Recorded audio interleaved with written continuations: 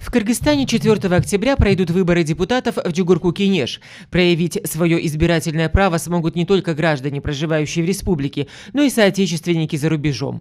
Так, при поддержке ПРООН были организованы мобильные группы, в состав которых вошли представители ЦИКа, МИДа и ГРС. Они проконсультируют наших граждан о тонкостях голосования за пределами Кыргызстана. Для того, чтобы увеличить избирательные возможности граждан Кыргызстана, проживающих и находящихся за пределами страны, было сформировано 44 избирательных участка за рубежом. Стоит отметить, что только в одной Москве находится около 700 тысяч кыргызстанцев.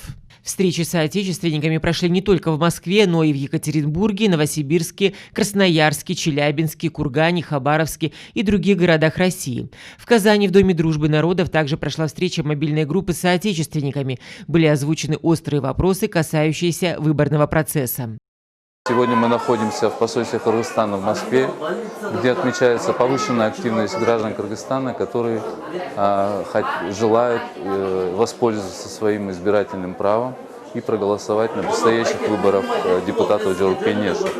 Для того, чтобы проголосовать, для того, чтобы попасть в список избирателей, гражданин в соответствии с конституционным законом, гражданин Кыргызстана, проживающий за рубежом, должен встать на консульский учет, а также сдать биометрические данные. Это два обязательных условия, которые должны быть выполнены для включения в список избирателей. В связи с тем, что предстоят выборы, отмечается достаточно большое скопление людей возле посольства Кыргызстана в Москве.